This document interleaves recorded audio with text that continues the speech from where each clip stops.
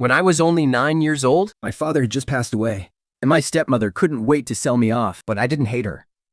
I even kowtowed to her 3 times, hard enough to make a sound. If I had taken that house, I would have either frozen or starved to death by the end of the winter. I stacked the freshly chopped firewood neatly in the yard before rushing off to the village entrance. The human trafficker took one look at me from afar, nothing but skin and bones, and turned to walk away. My stepmother quickly grabbed her back and whispered something in her ear. Only then did she agree to take me. The ox cart jolted along the rugged, bumpy mountain paths. I swayed along with the cart for 2 days, finally stopping in a narrow alley in the western suburbs of the capital. We were shoved into a pitch-black woodshed. The others inside barely looked up when we entered. They just glanced at us with lifeless eyes, before turning back around to lie down with blank faces. 3 days passed, just like that. Then, an old man with a goatee and a very sharp, shrewd look walked into the courtyard. To my utter surprise, he actually chose me. Even the trafficker was stunned for a long moment, before squeezing a fake smile onto her face. She eagerly agreed, and I followed Butler's shoe from the western suburbs into the inner city. The bustling splendor of the imperial city completely dazzled me, but none of this excitement had anything to do with me. The carriage twisted and turned through the streets,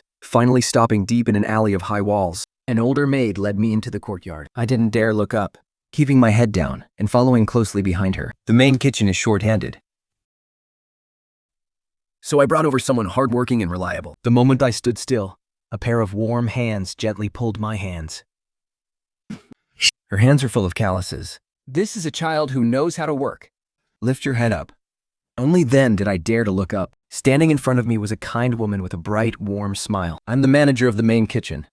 Everyone calls me Aunt She. Let me get you settled in first. Once you're done, I'll assign you your chores. Aunt She led me to a room nearby. There were beds lined up side by side. Opposite the beds, there was a row of black scent chests. The room was bright with sunlight, and a faint sweet fragrance hung in the air. Do I get to live here now? I couldn't help but ask. And she smiled warmly when she heard that. You'll sleep right there. That pale green scent chest is yours. It's empty for now. You can keep your belongings in there. Put your clothes and shoes inside. Now, change into this outfit. Tie your hair up in a bun and fasten it with this blue ribbon. That way, everyone will know which courtyard you belong to. Make sure you don't lose it, all right? My head spun, and I felt completely overwhelmed. My father was alive. I used to beg him to buy me a simple hair ribbon, but even by the day he died, he never could. Yet now, I was suddenly living in a grand, tile-roofed brick house. I even had brand new clothes to wear. And my own scent chest.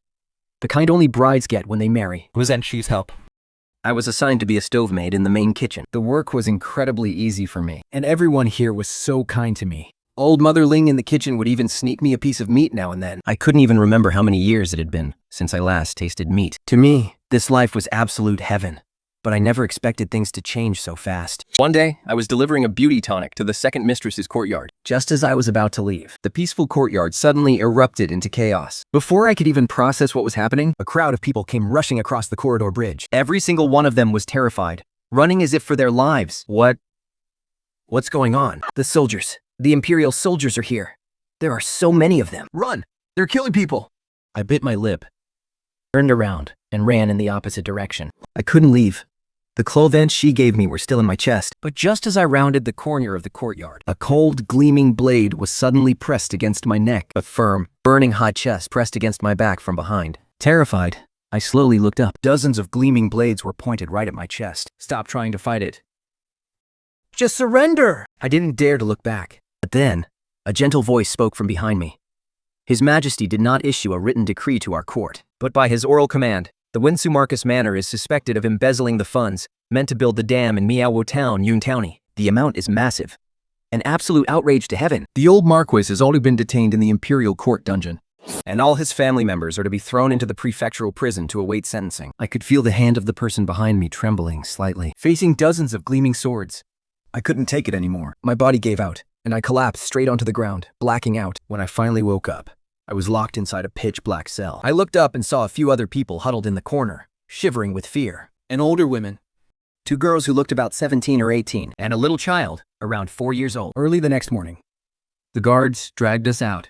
They threw heavy chains onto our hands and feet. We were marched out to the 10-mile pavilion in the western suburbs of Jinxiang. The pavilion was completely desolate. The icy wind bit straight through to my bones. Only then did I realize that the entire family of the Winsu Marquis was being exiled. But what I didn't understand was why all the other servants were set free. Yet, They kept only me. I shuffled over to one of the guards and said timidly, "Officer, I don't even know these people." Why are you exiling me too? I'm completely innocent. Can't you just let me go? That's not up to me, he sneered. Your name is already on the convict list. Just then, a rather handsome young lord nearby overheard us and lost his patience. He pointed a finger at me and snapped, "You, come here." Dragging my heavy chains, I slowly shuffled over to him. He looked me up and down and said with utter contempt, "Listen, you are my bedchamber maid now. Your status just went up a whole level. Just take good care of my family on this journey, and I'll make sure you're set for life with wealth and luxury later." What on earth is a bedchamber maid? Besides, he was wearing a heavy wooden collar himself. How could he make empty promises of wealth and luxury when he was literally in chains? I'm not a 3-year-old kid.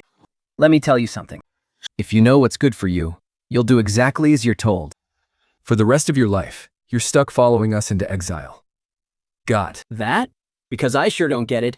Of all the servants, why did you have to pick me? Besides, I don't even know you people. So why on earth should I be the one taking care of you? Inside the desolate Shilly Pavilion, I couldn't hold it in any longer and burst into a fit of loud, bitter wailing, leaving the entire Marquis family staring at each other in awkward silence. Not a single soul came to Shilly Pavilion to bid them farewell. The moment disaster struck, the Wensu Markley mansion, even the madam's own relatives didn't send a single penny to help. How fickle and heartless people truly are. In this exile, we were forced to march 50 li every single day, and our only food was a single, burnt-looking steamed bun and a bowl of watery gruel. Honestly, I didn't mind it all that much. But those pampered noble ladies and young mistresses could barely walk 10 li before they started crying and complaining about how unbearable it was. It was only through their conversations that I found out the truth. The man who had previously held a blade to my neck and used me as a human shield was Wen Hemian. He was the heir to the Marquis mansion.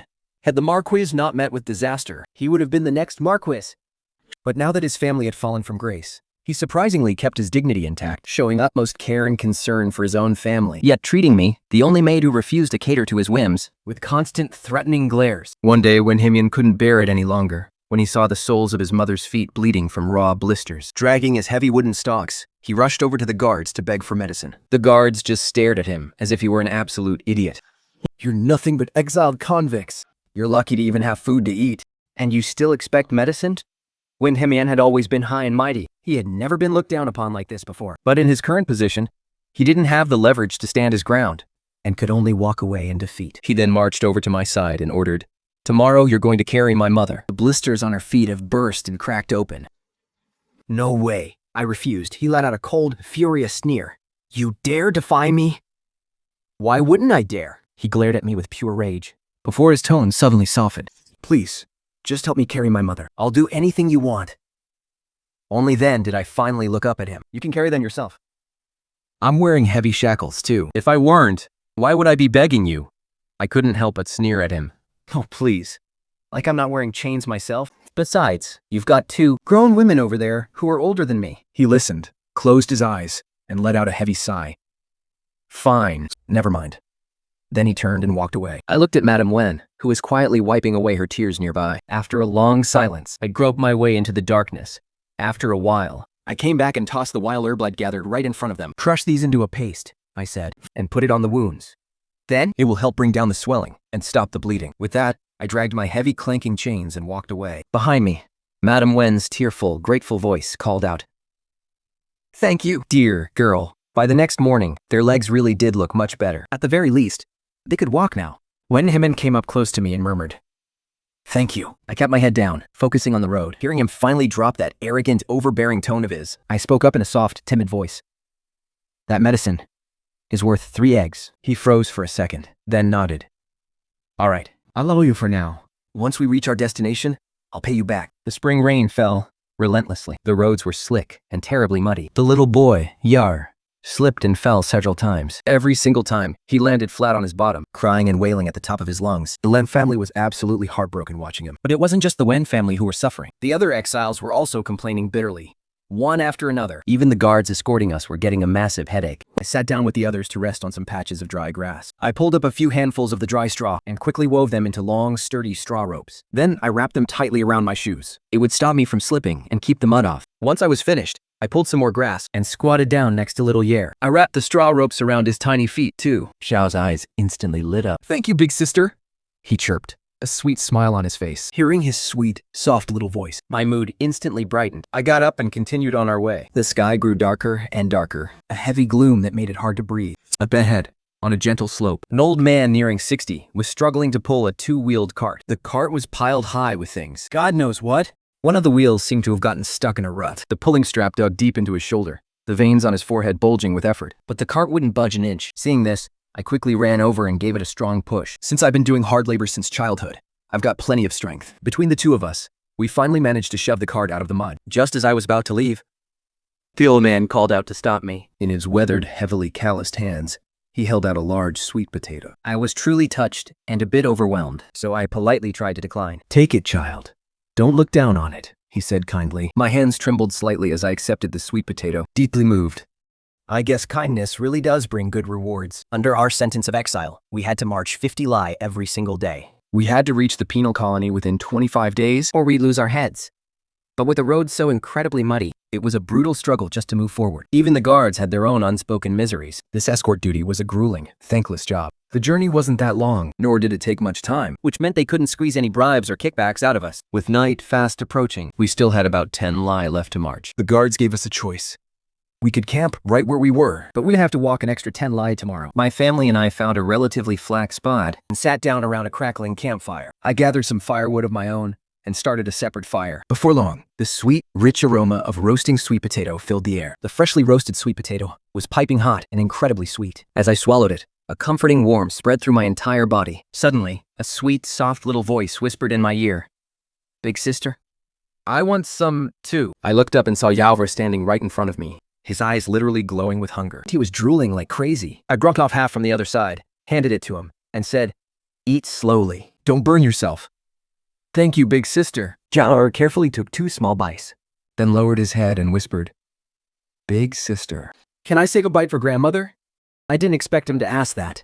I looked up and glanced over at the Wen family. Honestly, I didn't really want to. If you keep giving people handouts, Their initial gratitude quickly turns into entitlement. But I didn't have the heart to crush a sweet child's love for his grandmother. I looked at Heir with a warm smile. "This is yours now. you can decide who you want to share it with. I took a deep breath, rubbing my sore wrist and ankles that had been bruised raw by the heavy chains. Suddenly, I heard footsteps drawing closer. I looked up. One of the guards was standing right there, sizing me up, He frowned slightly. pointing at the straw sandals on my feet. Did you make those ropes? Shivering slightly, I whispered, Yes, sir. "Make some more of them. We'll need them tomorrow." I nodded reluctantly. "Get these ropes done," he continued, "and I'll take off your handcuffs and leg irons. Just do a good job. And I won't mistreat you." My heart leapt with joy when I heard that. If I could just push through tonight, Those painfully tight chains would finally be off.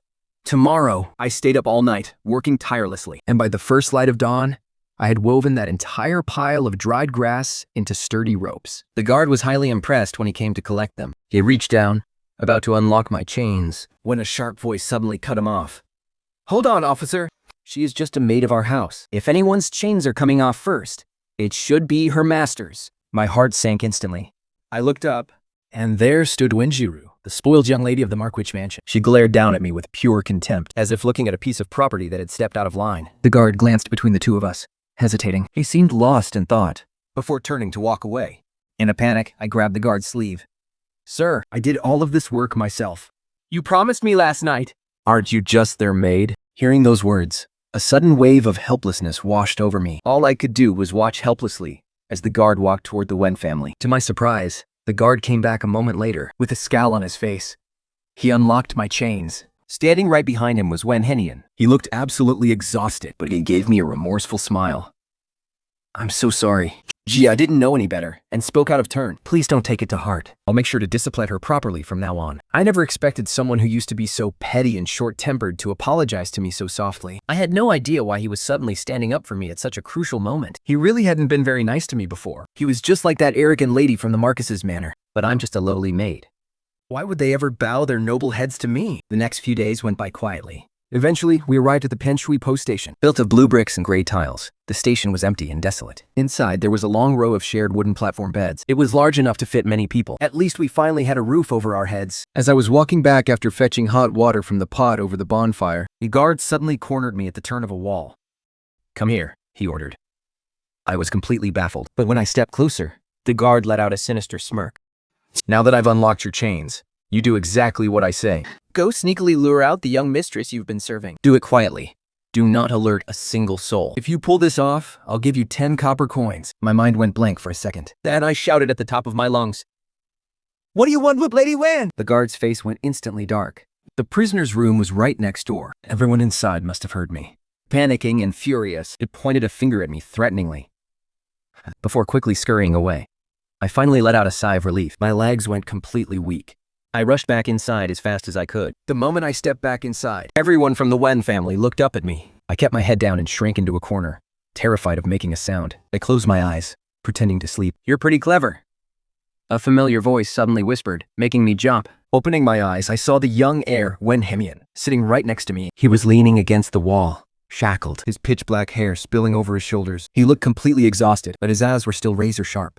I wanted to say something polite and humble, but instead I blurted out, "You're in shackles and can't unlock them. So what do you do if you have to use the bathroom?" The moment the words left my mouth, I wanted to slap myself. I must have been possessed. what was I thinking? Babbling nonsense like that. When he froze, utterly stunned. An awkward look flushed across his face. After a tense silence, a deep, raspy voice drifted down from above. "What? Do you want to watch?" Hearing that, I buried my face in my arms, too mortified to say another word. Just as dawn was breaking, The guards began rushing us to hit the road.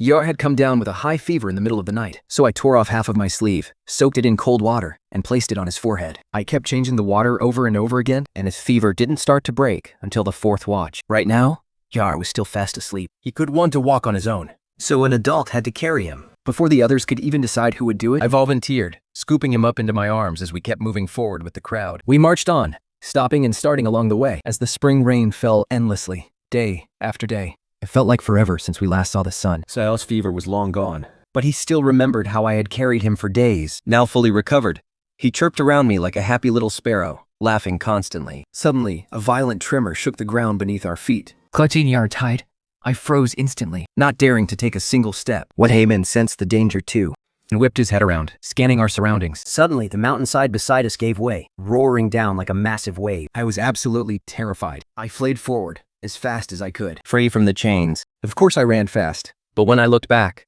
the Wen family was already nowhere to be seen. In my arms, Yar was crying hysterically from fright. I gritted my teeth, set him down, and tried to soothe him. "Be a good boy, Shower. We're safe now.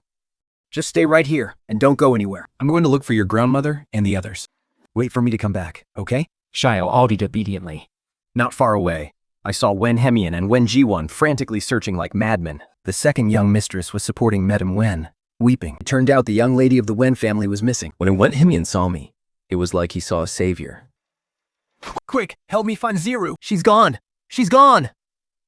The mud from the landslide was loose and sticky. With every step, my legs sank halfway in. I struggled to pull my feet out of the thick mud, searching everywhere. Finally, amid the debris from the mudslide, I spotted a patch of black hair. Half of her body was buried in the yellow mud. It was Wenyiru. I rushed over, trying to pull her body out of the mud, but she was buried too deep to budge. I had to claw the mud away with my bare hands, slowly, digging her legs out.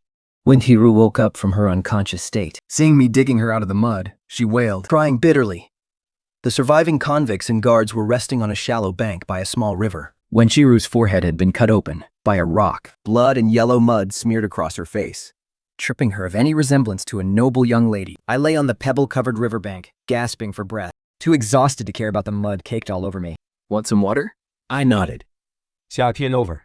holding a chipped porcelain bowl, and carefully fed me a few sips of water. Only then did I drag myself up to sit with great effort. Wen Hemian looked at me, a thin smile tugging at the corner of his lips. I offered a sheepish smile and said, "I'll work hard from now on." Please, don't kill me. Wen Hemian was instantly stunned. You're wrong as savior? I can't thank you enough. And please don't call me the heir anymore. I'm just a prisoner now.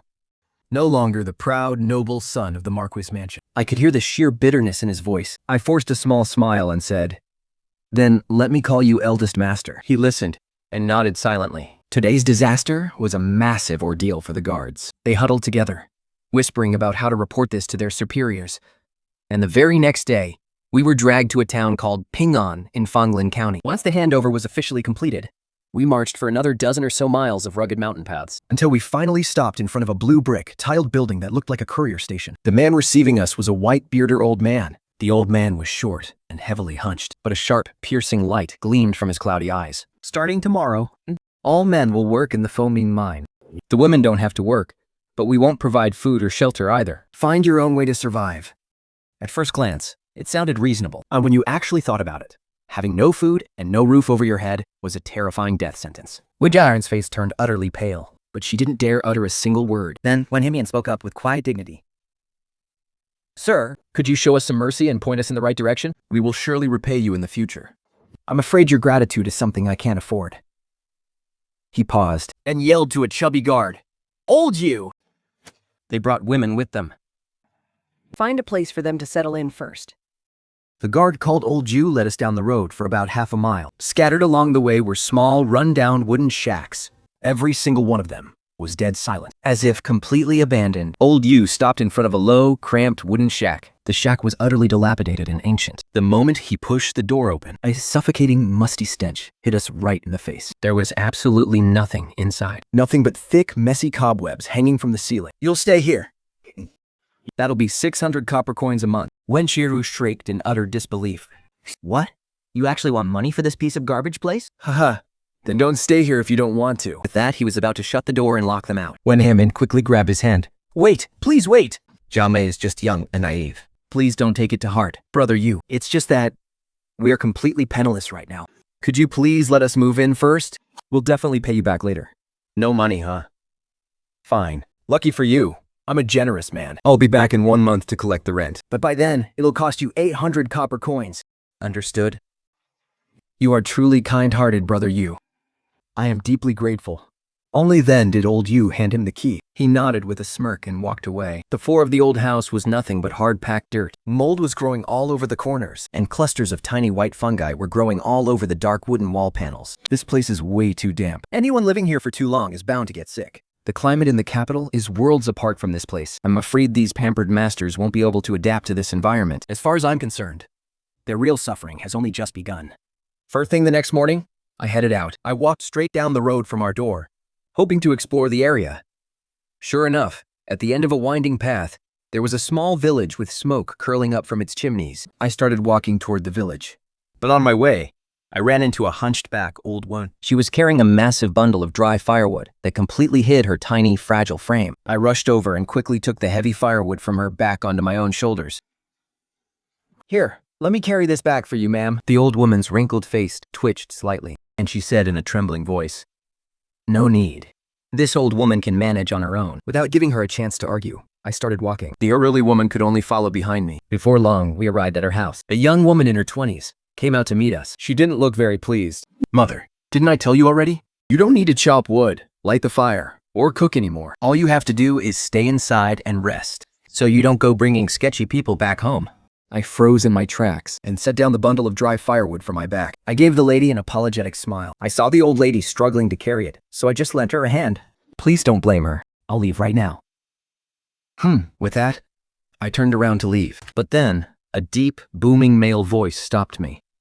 "Wait, little girl." I turned around and saw a sturdy-looking man walking towards me. He quickly shoved a warm paper bundle into my hands and said, "My wife doesn't know any better. Thank you for helping my mother get back home. Please take this small token. Don't refuse it." I was absolutely stunned. The package felt hot in my hands. It had to be something delicious. I knew all too well how precious food was to a farming family, so I tried to push it back. I really didn't do much. "I can't possibly accept such a generous gift." But he insisted. "I'm giving it to you, so just take it." Country folks are always so direct. Hearing his words, my eyes welled with tears. I nodded with a smile and was about to leave when I suddenly turned back and asked, "Big brother, I noticed a large empty house on the opposite bank. If I wanted to move in there, whose permission would I need?" He laughed. "Haha, over there? Those are all exiled convicts. Most of them only stay for a few years before they either leave or die. So plenty of those houses are sitting empty. You can just pick one and move right in." I bowed deeply to thank him and walked back, clutching the warm food tightly to my chest. The moment I stepped out of the courtyard gate, I heard his wife screaming, "Are you out of your mind? She's an exiled convict. Why on earth are you helping her?" "You stupid woman," the man snapped back. "Have you forgotten how second uncle's family made their fortune? The people exiled to Fangling are all royalty and high nobility. If they ever regain their power and make a comeback, even the tiniest scrap of wealth they throw our way would be enough to feed us for a lifetime. I didn't care about their bickering, so I just quickened my pace and left. Before I even reached our wooden cabin, I saw Wenyeru from a distance, standing on her tiptoes and peering in my direction. The moment she spotted me, she ran over, practically jumping with joy. Did you find some food? We all gathered and sat around the food. And as soon as we unwrapped the lotus leaf package, a few light green veggie pancakes appeared right before my eyes. The rich aroma of rice, mixed with the scent of fresh veggies. For someone who hadn't had a proper meal in ages, this was pure, irresistible temptation. We each got one piece, but my mind was totally elsewhere. I couldn't stop thinking about that house. Once I had something in my stomach, I walked back over to that abandoned courtyard. Seriously, the location was absolutely perfect. There was a stream running right in front and a mountain guarding the back. To the left of the courtyard lay a huge patch of flat land. Looked like it used to be a vegetable garden. Like, it's a shitch backpack. Plus, it wasn't far from the hummingbird mine. It was honestly the perfect setup for our current situation. As I looked around, I noticed another household living halfway up the mountain, about half a mile away. Walking closer to get a better look, I saw several strings of bright red jerky hanging against the smoke-stained mud walls. Under the eaves, a large wooden cage was filled with loud, chaotic chirping. The courtyard was covered in dust and dead leaves, looking like it hadn't been swept in ages. Just as I was wondering what kind of person would live in a place like this, a cold, gleaming blade was suddenly pressed against my neck. Who are you? What the hell are you doing at my house? Mercy, brother, spare my life! I was just exiled here. I saw someone living here and just wanted to ask for some directions. I swear, I mean no harm. After a long, agonizing silence, the blade against my throat finally, slowly, backed off. I nervously cleared my dry throat and turned around to finally get a good look at him. He was clad entirely in black, though the fabric had washed out to a faded gray. The veins on his hand holding the blade bulged with tension. His skin was dark and weathered, and his eyes were as sharp as a lurking wolf's. A prominent scar ran across his left forehead. Is this guy a bandit? My instincts screamed at me to run, but before I could move, he blocked the exit. You think you can just come and go as you please? Huh? My back hit the courtyard gate, and my eyes darted around frantically, looking for an escape. The bandit sized me up for what felt like an eternity. Suddenly, he sneered. Go on, spit it out. What are you nosing around for? I swallowed hard and stammered. I just wanted to ask, can someone actually live in that abandoned courtyard over there? You want to know? Yeah.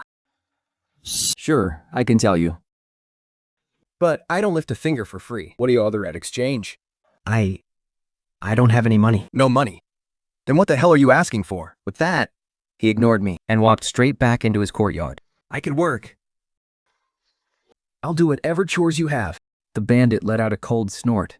Nobody around here needs your measly strength. Get lost. Hearing his anger, I scrambled to run out. But just as I reached the door, he called out to me again. He frowned, asking coldly, "Can you cook?" I nodded quickly. "Make me a feast in exchange," he said. "And I'll tell you how to get into that house." Walking into the kitchen, I realized just how well off this bandit actually was. The rice vat was brimming, and the oil jars were filled to the top. In a small jar, the salt was as fine and white as sand. This was premium fine salt. Several slabs of cured meat hung from the kitchen ceiling, and a basket on the floor held a few fresh wild eggs. Right next to it was a pile of crisp, green wild vegetables. I stopped Mary, and quickly set to work, washing and chopping the ingredients. I lit the stove and whipped up a 4-course meal with a soup. I even swept his entire courtyard while I was at it. I wanted to make sure everything was perfect. Maybe if he was pleased, he'd give me a few extra pointers. That would be way better than me blindly stumbling around on my own.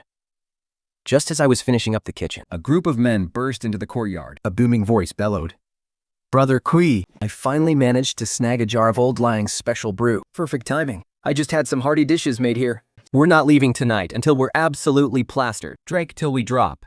Just as I stepped out carrying the food, outside, all eyes instantly locked onto me. One of them, a loudmouth guy, yelled, "Hey, Brother Kui! Since when did you develop this kind of taste? She's just a little girl, isn't she? Who knows where this brat crawled out from?" She kept insisting she could work, so I just let her do it. Hey, free labor is free labor, right? We've got chicken, fish, meat, and eggs. Boshan, you really splurs today. It's nothing. Let's eat before it gets cold. The man took a sip of wine, ate some food, looking completely relaxed. Your cooking is excellent, young lady. Where are you from? I was exiled here from the capital. Hearing this, everyone's hands instantly froze midair. Frowning, the man asked, "What crime did your family commit?" I shook my head. I don't know. I'm just a maid. I only came here because I had to follow my master. The men stared in blank silence for a moment. Before bursting into roaring laughter. Are you telling us your exiled master brought a maid along to serve him? Well, that explains it. No pampered noble from the capital could ever cook a feast like this. Bibi Bushan took a sip of his wine, frowning as he swallowed it down. The scar on his forehead gave him a menacing, fierce look. You were asking about that courtyard earlier. How do I move in?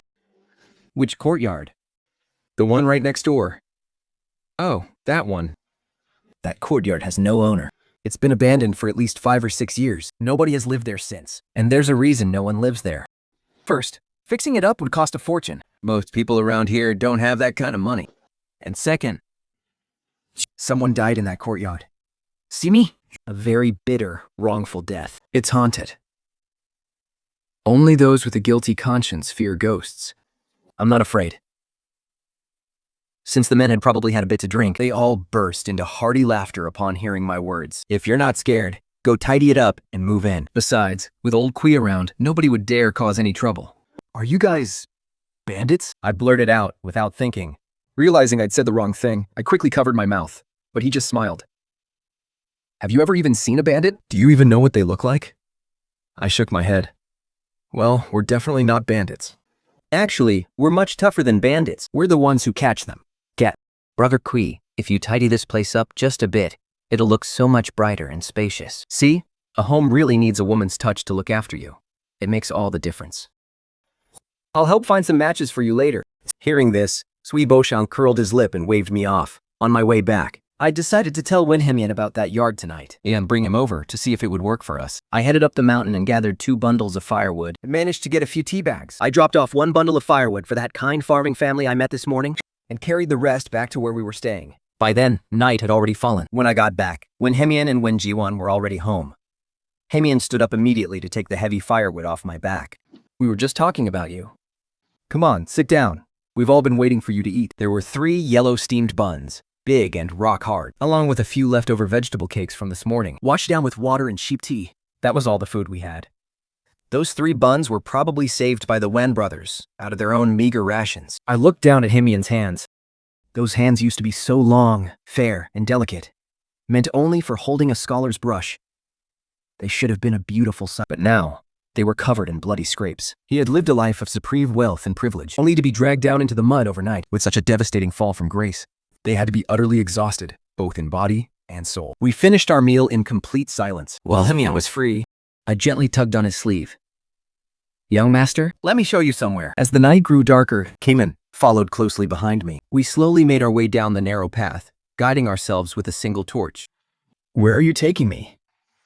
We're almost there, young master. Watch your step, don't fall. Supporting each other like this, we finally reached the abandoned courtyard. Hemian asked, confused, "Did you bring me all this way just to look at this old house?" I nodded eagerly. He fell silent for a moment, then softly called out, "Yunar." I don't have any silver right now, so we can't afford a courtyard like this. Once I get a break, I'll take a trip deep into the mountains to gather the game I caught earlier. Then we can move here. What do you think, young master? I've already asked around. You don't even need a property deed to live in this house. A family living nearby told me the same thing. They said there are too many empty houses around here, and they don't trust a single penny. Are there really that many empty houses nearby? Yes. This area is very sparsely populated. Most of the people here were exiled, just like us.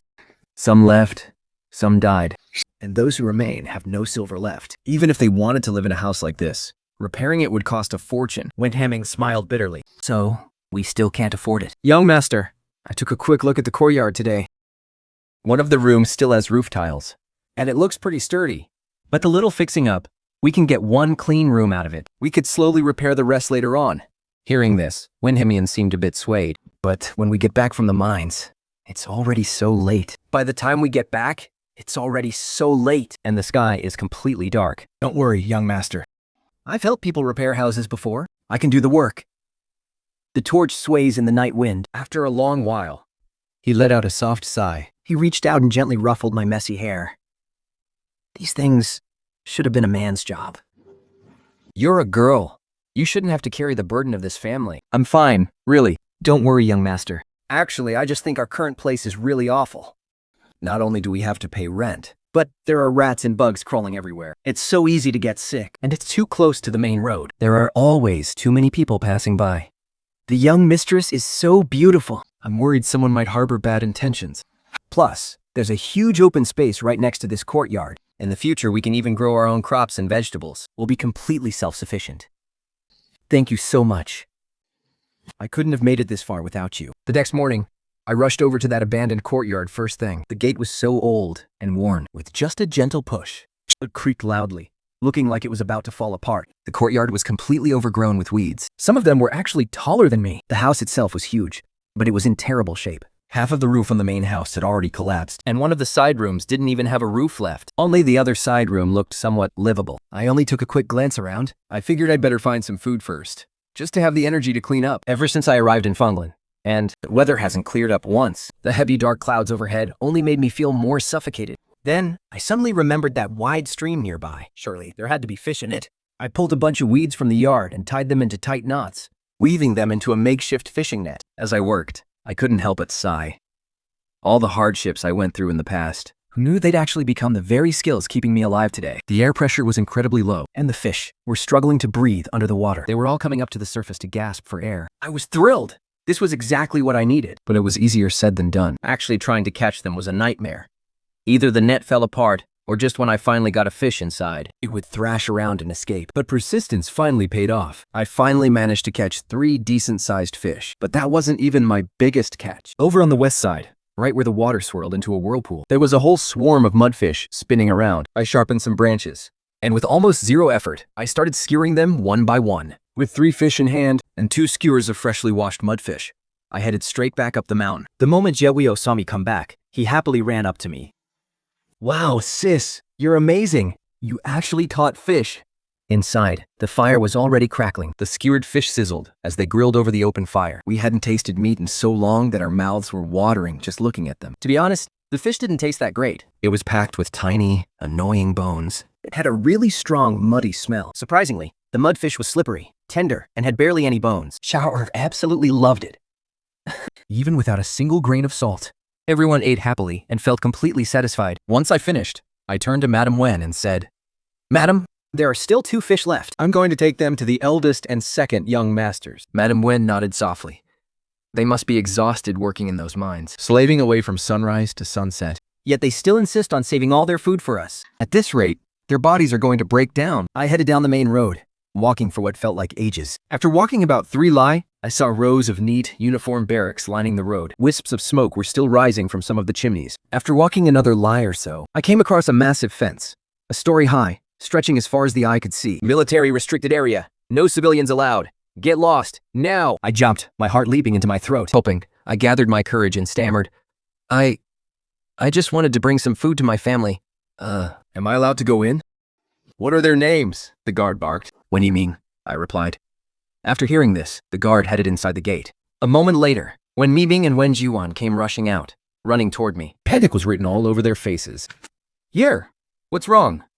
Did something happen to the family? I quickly shook my head. No, I caught a few fish. And brought 2 over for you guys. Wait, you actually know how to catch fish? You're amazing. Shiwan cheered, happily taking a huge, satisfied bite of the charred, savory fish. He couldn't stop showering me with praises as he ate. I smiled softly as I looked over at Hang, only to realize his hands were covered in raw, painful cuts. Eldest young master, they don't even feed you dinner at the mine, do they? He nodded silently. You are the backbone of this family. I murmured. We can't have you collapsing on us. Please, don't starve yourself to save food for us anymore. From now on, I've got the family covered. yes, young master. Are there any hammers at the mine?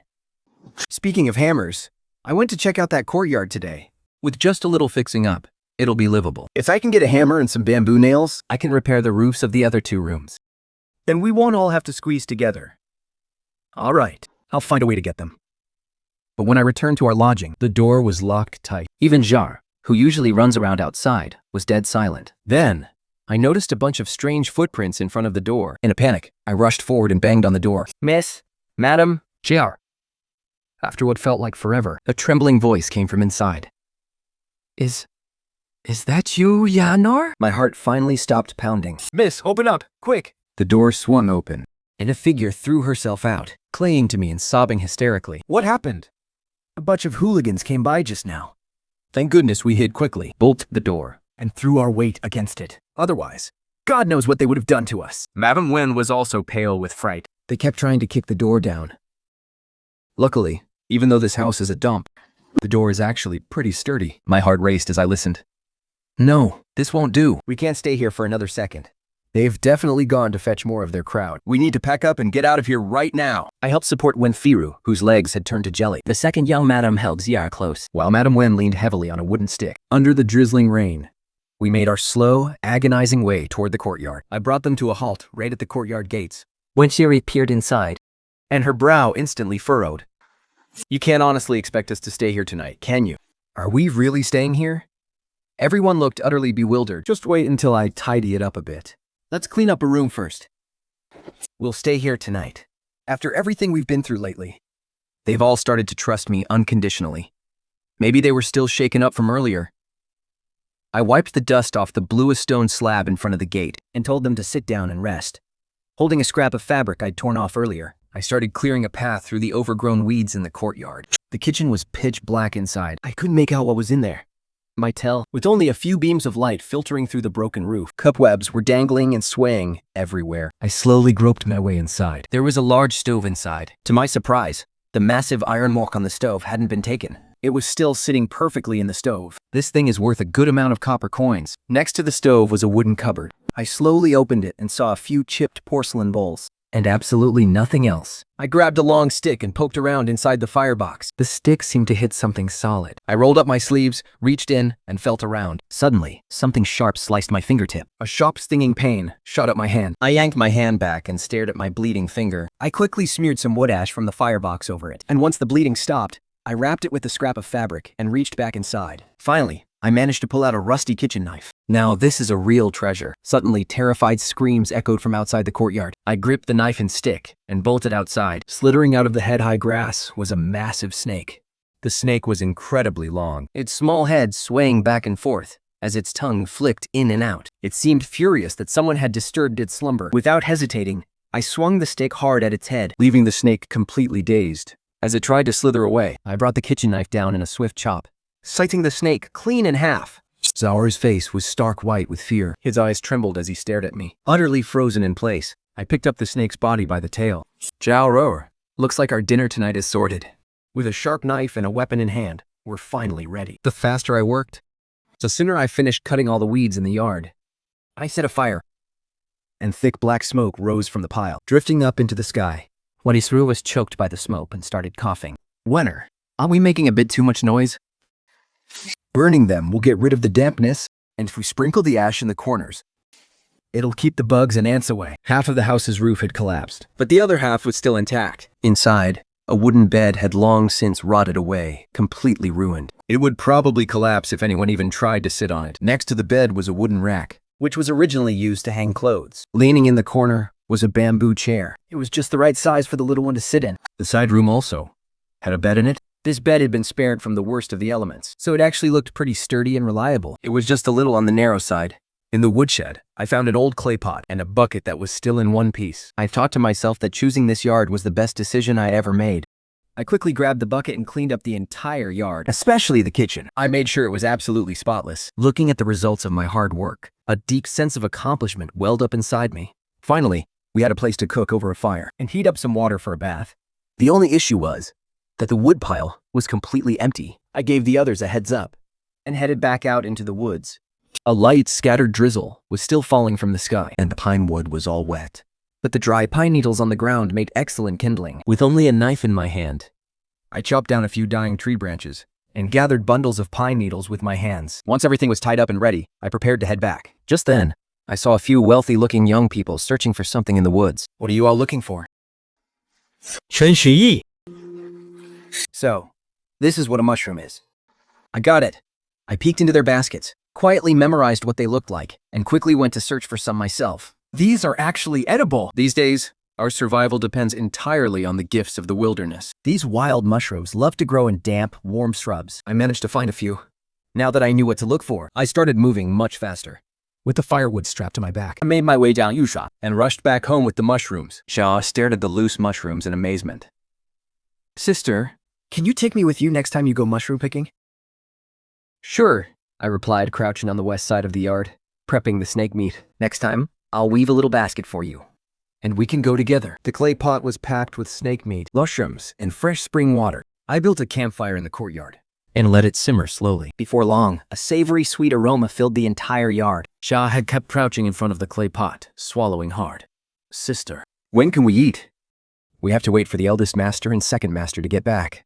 We'll eat together. Winsiru watched over the fire nearby. Occasionally throwing in a handful of kindling. Yeah. We didn't put any salt in it. Will it even be edible? At that moment, I was in the main room, clearing away some fallen roof tiles. Hearing Wenjiru's words, I froze for a second. Once the snake stew was done, I grabbed a large bowl from the kitchen and scooped some out. I told Wenjiru, I'm heading out for a bit. I walked back up the hillside, stopping outside Kuiboshan's courtyard. Kuiboshan happened to be sitting in his yard. Wiping down a gleaming blade, he cast a glance at me with eyes like a feral wolf. What do you want? I caught a snake and made some stew. I brought you a bowl. Unwarranted kindness. Then, means you're up to no good. Just go get a bowl so I can pour it. It's scalding hot. The savory, sweet aroma was highly enticing to Kuiboshan. The gowl on his face softened, and a faint smile appeared. No salt was added. Remember to put some in. Hearing me say this, Kuiboshan froze for a second. I knew it.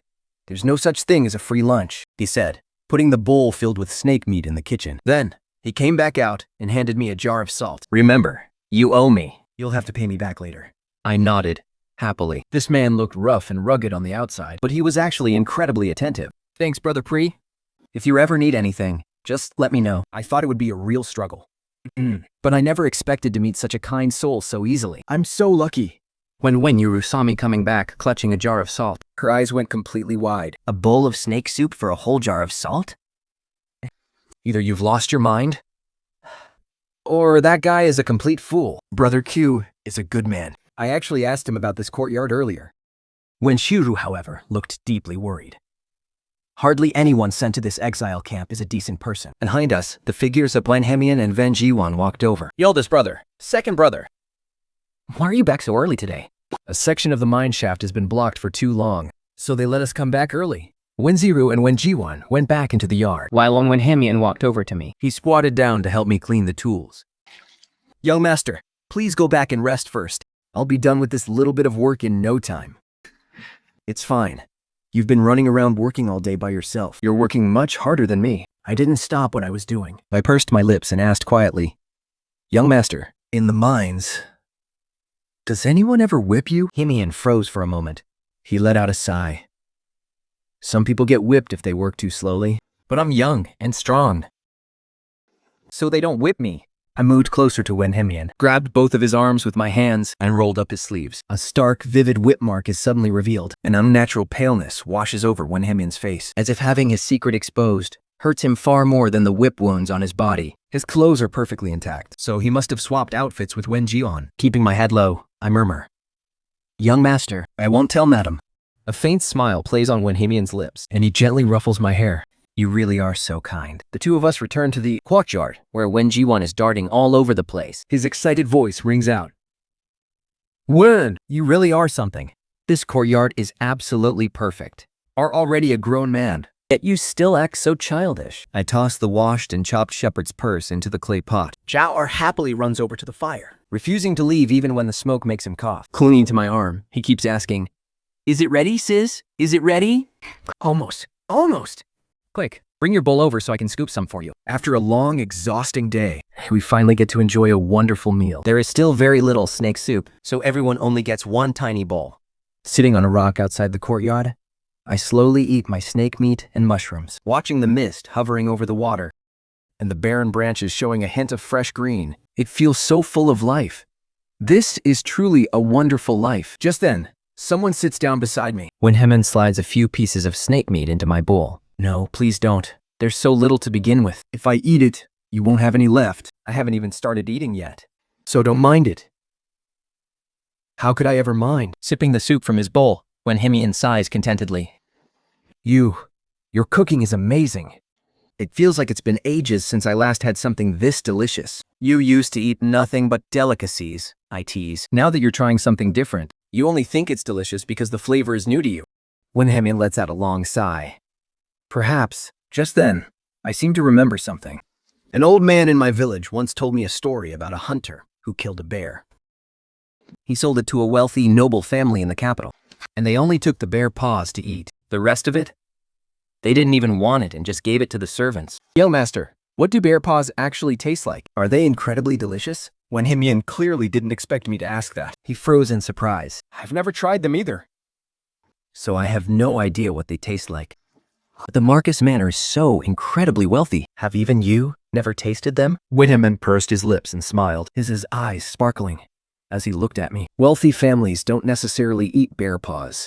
There are so many other things in this world that are far more delicious. Have you heard of Lengan? It's thousands of miles away from the capital, at the very southern edge of Dian. It produces incredibly sweet and fragrant fruits. For every cart of fruit sent to the capital, it takes half a cart of soldiers to escort it. The amount of manpower and resources wasted is simply beyond measure.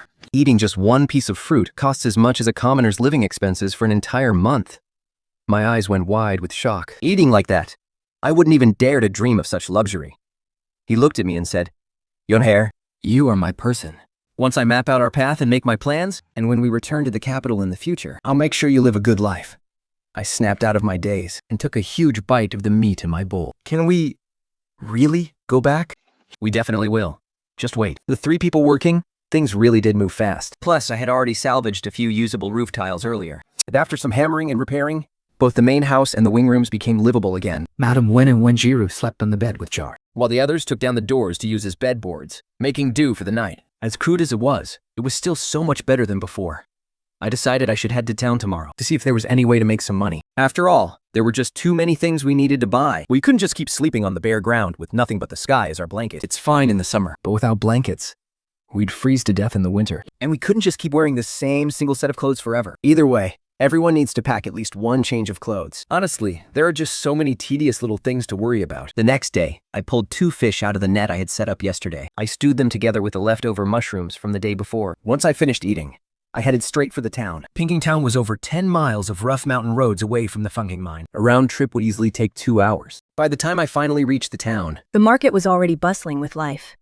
the butcher's stall was the most crowded. His heavy cleaver thudded relentlessly, chopping bone after bone on the thick wooden block. Next to him, only a few scattered customers sat at the wonton stall. Further down, the street was packed with vendors hawking chicken, duck, fish, and meat. There were fresh bamboo shoots from the mountains, aged pickled greens, golden orange honey, and even those wild pine mushrooms like the ones I picked yesterday. I suppose anyone could just go up the mountain and gather a basket or two. So even though the vendors cried out at the top of their lungs, there weren't many buyers. Continuing down the path, the main street opened up to grand taverns, cozy inns, fabric shops, jewelry boutiques, and sweet pastry stalls. From the wider alleys, the rhythmic clanging of a blacksmith hammer echoed. Colorful shop banners of all shapes and sizes hung high, fluttering in the chilly drizzle that fell over the dark cobblestone streets. It was a scene where bustling life met a quiet, cold solitude. Then, I turned into an alley draped in vibrant, colorful silks. The alley was incredibly lively. The sycamore trees lining the path were wrapped in delicate pink tooling.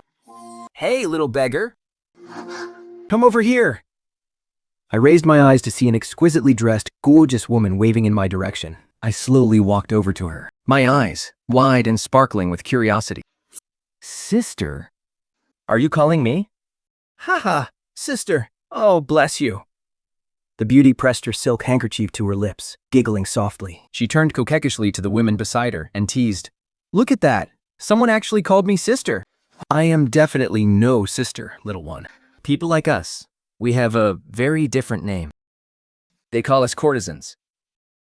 My entire body went completely stiff. I stood there, utterly lost and frozen in place. What on earth am I doing? Wasting my breath chatting with a little beggar like you anyway. Go to the Wu family pastry shop down the street and buy me a box of Liam pastry slices. Keep the remaining 5 copper coins as your tip for the errand. Hearing that I would get a tip, I was overjoyed. I grabbed the money from the beauty's palm and dashed outside. But then, I suddenly thought of something and turned back. Aren't you afraid I'll just run off with your money? The beauty covered her mouth with her handkerchief and chuckled again.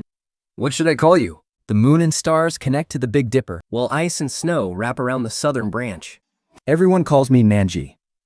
Nanji, why did you ask me of all people to buy these pastries for you? Nanji put her hands on her hips, Are you going or not? Why do you talk so much? If you're not going, give me back my money. I dashed out of there in a flash. If you miss the time the lion pastries come out of the oven, just wait. I'll skin you alive. There were too many poor families in this town. Finding a job to make a living was no easy task. With 5 copper coins tucked into my pocket, I walked around town, searching for a long time. But there were no openings for a shop hand. Once in a while, I would find 1 or 2 places to ask, but either they wanted someone who was literate, Or they only wanted men. if I tried to ask one more question, they would impatiently shoo me away. It was already past mid-afternoon, and I still had to rush back to cook dinner. On my way back, I passed by a rice and grain shop. Shopkeeper, what is the cheapest rice you have here? A middle-aged man was clicking away on his abacus. Without even looking up, he replied, coarse rice. 20 coins a dude. Shopkeeper, can I buy 5 coins worth of coarse rice? Perhaps the shopkeeper had never done business for such a tiny amount of money. But he finally looked up from his abacus, his face filled with confusion. But maybe, after years of doing business, he had seen plenty of poor folks. All right, I'll weigh some for you, he said. With that, he picked up a wooden scoop with a pointed spout. First, he closed the opening at the bottom of the scoop and then began pouring rice into it. The shopkeeper frowned and asked, "Where is your bag?" "You didn't bring one. Who buys rice without a cloth bag?" I'm sorry, shopkeeper. "Then I'll just come back and buy it next time when I have a bag." The shopkeeper at the shoe store took pity on me. Or maybe he just didn't want to lose a sale. He snapped, "Wait here," and soon came back from a corner with a white cloth bag. He poured the rice inside and tossed it to me. "Bring the bag back tomorrow." I couldn't help but think how lucky I was. Everyone I met today was so kind. When I got back to the courtyard, Winzifru was leaning back in a chair, her dark hair draped loose as she dried it by the fire. "Yeah, we are be back so late. I took a bath and washed my hair today, and now the water is all gone, and we're running low on firewood too." Make sure you gather some more dry wood. All right, I will. While out into the kitchen, put the brown rice in the cupboard, Grabbed a clay pot. and poured half of the rice inside. Just as I was heading to the west side to wash the rice, Chara came running in, full of excitement. "Sister, what's for dinner tonight?" I took her hand, and we walked over to the west side together. We hadn't eaten a real meal in so long, so tonight we could finally have some hot porridge. I checked the fishnet I always kept, submerged on the west side, but it was completely empty. A wave of disappointment washed over me. I reset the net in a different spot. Hoping for a better catch tomorrow. That night, we had a big pot of brown rice porridge. And a large plate of fresh wild greens. Everyone gathered around the fire, eating in silence. What kind of rice is this porridge made of? How is it so hard to swallow? I only earned 5 copper coins today. Which was only enough to buy some coarse brown rice. I'll head back to town tomorrow to look for more work. We're lucky to even have food to eat. How can you still be so picky? The second young mistress bit her lip, her eyes glistening with tears. She looked incredibly pitiful and heartbroken. I was just asking. All right, you two. What are you doing? Chan, the Wen family has fallen on hard times. Our lives are no longer like the wealthy days back at the Marski's manor. We're lucky just to be alive. Man has been working so hard too. She's been searching everywhere for food all by herself. It's really been tough on her. Where? Don't we still have fish? Miss, I couldn't catch any fish in the river today. When he hung his head, lost in thought. Sad book left and right, his dark eyes darting back and forth. Sister, the porridge you made is delicious. I can eat a whole big bowl of it. I'm glad you like it. Yawar. After dinner, while there was still some daylight left, I grabbed a cleaver and prepared to head up the mountain to chop some firewood. When he quickly asked, "It's already late. Where else are you going?" To chop wood. When he immediately called out to Wen Jiwan. Yuan, go with her. When you rest at home. I'm just a maid. And how can I let you do the heavy lifting? Besides, it's getting dark, and you wouldn't even know where to find dry firewood. Plus, it's not safe at night without a man in the house. When he froze for a moment, his pitch black eyes deepened and his lips parted slightly. But he didn't know what to say. All right, how about these? Jiwan, you stay at home and watch over them. And Yan, come with me. That way, I can go by myself next time. Walking through the quiet forest, Listening to the evening breeze rustling the leaves and chirping of insects rising and falling in the grass, it only brought to those lost in thought a touch of restlessness. Yeah, sorry. I've made you suffer so much for nothing. Walking quickly ahead, I asked in confusion, "Suffer what?" Come on, young master. If you hadn't mentioned it, I would have forgotten all about it. It's only normal to complain a bit when the food isn't great. Aren't you angry? Why would I be angry at that? If I let every nasty word get to me, I would have died of anger years ago. My stepmother used to scream the most vicious insults at me all day long. I've long since gotten used to it, But I grew up surrounded by praise. and I refuse to tolerate a single shred of humiliation. And naturally, I won't allow anyone to humiliate my person either. If anyone ever insults you again, just tell me, and I'll avenge you. Sure, I replied. As the twilight deepened and the sky grew so dark we could barely see the path, I directed Wanhemian to get to work. He was a bit clumsy at first, but before long he got the hang of it. Working together, we made quick progress, and soon, carrying 2 bundles of dry firewood, we started heading down the mountain. Wanhemian slung both bundles onto his shoulders. You, master, let me carry one of them. No need. I can easily carry this tiny load. Let go. I followed closely behind Wanhemian. I watched him struggle a bit as he navigated through the mountain forest, bumping into trees here and slipping there. Yet through it all, he managed to keep his footing. Having witnessed the sheer luxury of the Marquis's estate, it was truly hard to imagine someone born with a silver spoon in their mouth being reduced to such a wretched state. Yet, I didn't hear him complain once or curse the unfairness of fate. Instead, his face was completely calm and composed. He was incredibly resilient, a true gentleman indeed.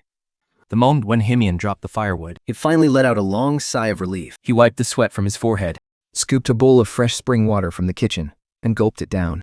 By the light of the fire, I carried the wood into the shed. My nimble movements were something even he couldn't hope to match. He was already exhausted after doing just a little work, while this was simply my everyday life. He prided himself on his brilliant political mind, and wielding weapons was second nature to him. Yet when it came to these daily chores, he couldn't help but feel utterly inadequate in front of me. Once he caught his breath, he promised to find a way to repay me well. The next day, I returned the rice bag to Lion Diem and headed back to the pleasure district. Nanshi, do you want to buy some Lingyu pastries today? Nanshi flicked her handkerchief. Leaning against the railing, she snapped crossly. You little beggar. Are you trying to latch onto me, Gormo? Who eats pastries every single day? Go away, go away. Don't get in the way of my business. A deep, gruff voice rang out from nearby. What kind of trash dares to block the entrance of one who brothel? I looked up and saw a burly man. He wore a tight, short-sleeved robe with a towering, muscular build, a massive head, and a long scar stretching right across his face. His ferocious eyes glared down at me like a dead man's stare. Third brother, are you here for me? I'll chase him away right now. Hurry up. Don't ruin Wanha Brothel's business. Yes, yes. You're always so considerate, third brother. What are you waiting for? Get lost. This is a brothel. It's no place for a young girl like you to hang around. I snapped out of my daze, still shaken by third brother, my legs still trembling slightly. Go to Siku Lane and find a family named Xie. Ask them to find you some work. Just tell them I sent you. And make sure you never come back here again. Now go! I hid around the corner, watching all of this unfold, feeling a bitter ache in my heart. So, this is what a brothel is like. Sister Nanji is such a good person. Why did she end up in a place like this? Following Norji's directions, I found Siku Lane, Located the Sherry family's house. and went up to knock on the door. The door opened to reveal an honest-looking man in his 20s. You said, Nanji sent you to find me? Yes. Well, there isn't much work available right now. But lately, the medicine hall has been buying crushed club moss. You know, that wild grass. They paid 5 copper coins a pound. The quality is good right now, but in a little while, you won't get a good price for it. Hearing that, I scrambled to apologize. Once I've gathered them, should I bring them to you? Sure, just bring them over. I'll take yours with mine and sell them all together later on. Thank you, Big Brother Shu. Big Brother Shui scratched his head and said sheepishly, My name is Shu Lanshin. Have you seen Nanji? Is he doing well? I didn't know how to answer. Then I'll hurt you, Lanshin whisper. He probably isn't doing well. The town's bluest stone streets glistened under the soft April rain, some reflecting the hazy outlines of the rooftops. The stones in front of the Shu family home were exceptionally bright, perhaps because people had stood there for so long, or because of the lingering, sorrowful glances cast back at them. I didn't know what their story was, but I knew it must be a heartbreaking one. After parting, even a simple greeting felt as distant as a dream. Once I got home, I grabbed a knife and headed straight up the mountain. One chuan was quite handy. Chopping down some bamboo to weave a crude basket. That was perfect for me to carry up the mountain. Using the herbs Fearly and Sing had shown me as a guide, I kept searching through the mountains. Fortunately, we could still live off the land here. If we had ended up in the freezing wastes of the far north, or the toxic, miasma-filled lands of the far south, we wouldn't even have a place to beg. Finding joy in hardship has always been my best trait. The deep mountains yielded a rich harvest. In April, many flowers, plants, and trees had already awoken from their winter slumber, Showing off their freshest, most vibrant selves. The bamboo basket on my back was stuffed with jiokao herbs, and I even found a large patch of wild mushrooms, along with a few long wild yams I dug up by accident. I was incredibly lucky. Just as I was about to reach home on my way down, something large suddenly came flapping right toward me. Startled, I stumbled back a few steps. I looked up and saw Kui Bashan leaning against a pine tree. His eyes teasing as he stood there with his arms crossed. That's wrong. Here, the chicken on the ground is yours. But tomorrow, you have to whip up a feast for me. I've got guests to entertain. I stared at the plump chicken on the ground and nodded frantically. I was having some insane luck today. Dinner tonight was going to be an absolute feast. I rendered some fragrant chicken fat, then fried a few small fish until they were golden and crispy, And whipped up a glistening plate of fresh wild greens. dinner was finally ready. When Wenhimim came home and saw such a lavish spread, He couldn't help but ask in confusion, what's the occasion? Is it a holiday?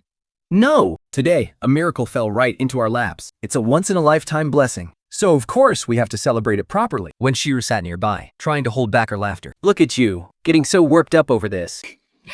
Well, what can I say? I'm easily pleased. During dinner, Everyone was in high spirits. Wenhimim kept piling meat into my bowl. young master, Please, my bowl is already overflowing. Eat more. You're nothing but skin and bones. After we finished eating, I lay down on a cool stone slab outside, gently rubbing my stomach. So this is what it feels like to be completely stuffed. My belly was full to the brim, without that constant terrifying fear of where my next meal would come from. My head felt heavy, My eyelids grew incredibly heavy. and a deep sleepiness washed over me. I used to hear people say that a full stomach makes you sleepy, and now I know it's true. Before this, I was always too hungry to even close my eyes. Half asleep, I heard soft footsteps approaching. I scrambled to sit up. Wenhimim walked over and sat down right next to me. You should stand up and walk around after eating so much, he said gently. Otherwise, you won't be able to sleep tonight. No way.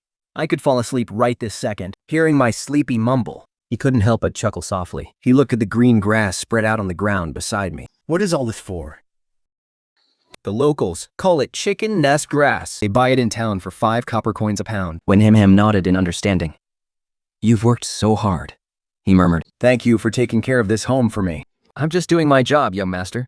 After all, I am your maid. It's just my duty. Wenhimim's dark eyes locked onto me, His gaze swirling with emotion. In the flickering firelight of the dark night, there was a strange, unfamiliar look in his eyes. His intense stare made my skin prickle with nervousness, and I awkwardly brushed a hand against my cheek. Young master, what are you looking at? Wenhimim pulled his gaze away. He lowered his eyes and chuckled softly. You're beautiful. I gave a sheepish smile. Wondering if there was something wrong with this young master's eyesight. Sheer, can you tell me about your past? I shook my head. I'm happy right now. I don't want to think about the past. Then, What about the future? have you ever thought about it? I'm not very smart. All I know is that I want to have enough food to eat and warm clothes to wear. As for what the future holds, Who knows? you know, back in Siam village, there was a boy named Junsheng. He was the same age as me. Ever since he was a kid, he dreamed of becoming the manager of Mew Man Tavern in town. He used to sneak over to the schoolhouse just to learn how to read. His father pulled some strings to get him a job as an errand boy at Ween Paran. Step by step, he was getting closer to his dream. But sadly, Conscription order arrived. he was sent off to the battlefield and ended up dying there. His mother cried until she went completely blind. So, why even talk about the future? Young master, I told the young mistress just a few days ago. My biggest wish was just to have one full meal. I never expected it to come true so quickly. I'm very happy right now. And that is enough. Wenhimim remained silent for a long moment. Yes, that is indeed enough. The next morning, at 5 in the morning, I got up early. I swept the courtyard clean. Strapped the carrying basket onto my back To the kitchen cleaver. and grabbed a bamboo flask of water, getting ready to head up the mountain. Why so early? If I wake up a bit earlier, I'll have more time to gather chickweed, think some copper coins, and trade them in town for some grain. Wenhimim looked deeply frustrated. But there was nothing he could do. He was completely bedridden. Then, please be careful. Don't go too deep into the mountains, he called out, watching my cheerful figure walk away. I gently held his helpless self. Wenhimim clenched his fists tightly. Powerless as he was, all he could do now was offer those empty, useless words of comfort. I headed up the mountain early in the morning, not just to gather more chickweed, but also for another important matter. Today, I promised to cook a whole feast for Boshan. I couldn't just eat his chicken for free after all. Within 50 minutes, I had filled a whole basket with chickweed. After returning to the courtyard, I spread out the herbs to dry, Told the lady of the house, and headed out. the moment I stepped into Boshan courtyard. The noisy chatter inside instantly died down. What took you so long? Bashan asked as soon as he saw me. He quickly pulled me into the yard. There were at least 7 or 8 people there, all staring at me with wide eyes, before bursting into laughter. Boshan, when did you marry a new bride? Why did you invite us to the wedding feast? Stop talking nonsense. She's just the cook I hired. I knew it. How could Boshan ever go for someone like her? Inside the kitchen, I gritted my teeth. I thought about dumping extra salt into their food to make them drink more water and wash out those filthy, foul mouths of theirs. But thoughts are just thoughts, and work is work. After busying myself the entire afternoon, I laid out a table full of mouth-watering dishes. The disdainful looks on their faces softened into surprise. Just then, the gentleman in white arrived as well. Seeing me, he greeted me warmly, saying, "Well, hello there, little miss. Thank you for your hard work. Again." I have a name, I replied. It is Chen Wan. My surname is Lan, and my name is Ching He. Tell me, how is your courtyard coming along? I've already been living there for a few days. The previous place had way too many rats, And suspicious thugs were always lurking around outside. so I quickly tidied up one room and moved in first. You certainly work fast. When I was finally done with my work, I washed my hands, said goodbye to Boshan, and prepared to leave. Brother Crew, I'm heading out now. You've been busy for so long. Can't you at least stay for a bite? I haven't cooked dinner at home yet. I really need to rush back. What? If you don't cook, they won't eat. Are they just going to wait around and starve to death? Hearing this, I stopped right as I was about to step out of the courtyard. I turned around and said, "I'm basically their maid. This is just my duty." Then, Boshan brought a slab of pork out from the kitchen and handed it to me. My eyes lit up, but I hesitated. "I already accepted your chicken earlier. I can't take this, too." Think. If I give it to you, just take it. Stop putting on an act. My eyes curved into happy little crescents. I took it, with a beaming smile. Boshan really is a good man, even if he does have a bit of a nasty mouth. "Did you sell the herbs?" Wen Hemian asked, looking at the sliced meat in our dinner with great confusion. "Aren't supposed to be sold in town tomorrow?" "Then where did this meat come from?" "It's from our neighbor who lives up the mountain. He doesn't really know how to cook, and since he had guests over today, he asked me to help him prepare a feast. This slab of pork is my payment." Hearing my words, Wen Hemian felt his anxious heart settle down a bit. "We can eat less, or eat poorly. But we must never do anything dishonorable, just for a bite of food." After dinner, I was sorting the herbs. Hearing Wen Hemian's words, my hands froze. By dishonorable things, do you mean like Widow Wang in the village? Sleeping with a man just to get food and clothes when she's starving? No. Although I, Chen Yuan, am of humble birth, every bite of food and every piece of clothing I have was earned through the hard work of my own 2 hands. I know exactly what is right and what is wrong. I can tell them apart. I'm sorry, Heir. I spoke without thinking just now. Please don't take it to heart. I didn't reply. I quietly went about packing up the herbs, keeping to myself. After washing my basket on the west side of the yard, I headed back to my room to rest. I woke up very early the next morning. But to my surprise, Wen Hemian was up even earlier than I was. "Yan, are you heading up the mountain to gather herbs?" "I'll go with you." "I'm going deep into the mountains. I won't be back until noon." "If you come with me, I'm afraid you won't make it to your shift at the mine on time." "Share, are you still mad at me?" I looked up and glanced at Wen Hemian, then went back to tie my pant cuffs. "Yo, master, I'm just a maid. You don't need to do this." With that, I left.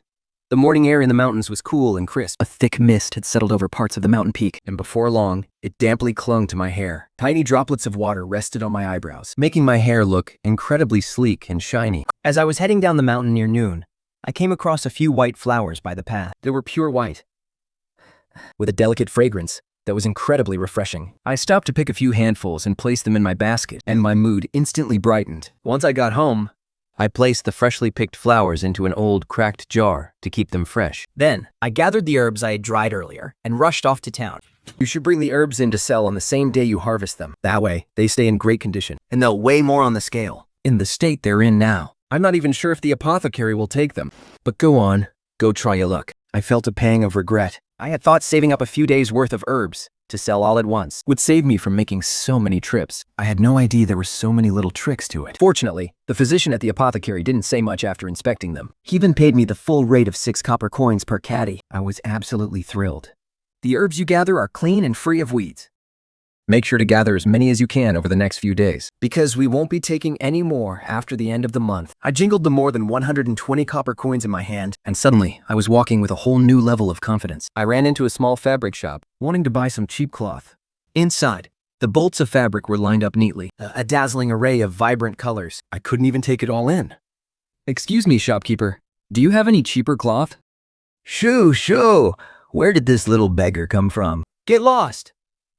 I looked myself over. My clothes were old, but they weren't torn. I had even done my hair, tying it up in a neat little bun. I surely hadn't sunk to the level of a little beggar, had I? Shopkeeper, I came here to buy fabric. Do you even have any money? Everything I sell here is fine silk and satin. The prices start at 3 tiles of silver. Can you even afford that? Oh, well then I can't. With that, I turned around and left the fabric shop, only to be dragged into a tailor's shop by someone standing outside. Do you sell fabric here too? Of course. Who says only fabric shops can sell it? I have plenty right here. How much is your fabric? Cotton cloth is 85 copper coins a bolt. Hearing that price, my first instinct was to walk away. Hey, go ask around anywhere else. Even rough cotton costs over 100 copper coins. Then I'll just buy rough hemp fabric. That should be cheaper.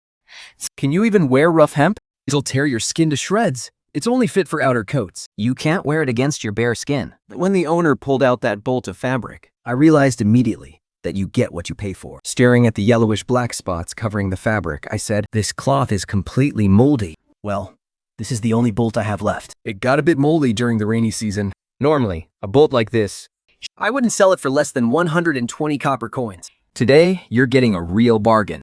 But I don't have scissors, or even needles and thread. Is your family really that dirt poor? Then why are you even buying fabric?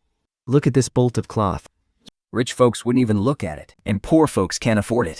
People like me who are actually willing to buy it are hard to come by. If you throw in some needle and thread and lend Me a pair of scissors. I'll pay you right now. Please, a single bolt of cloth won't ruin me. A pair of scissors costs as much as this whole bolt of cloth. The pair of scissors costs as much as this whole bolt of cloth. I'm not running a charity here. Do you still want these leftover fabric scraps? Oh, you want those? Yes. Give me 10 copper coins and you can take the whole mop. 80 copper coins for all this.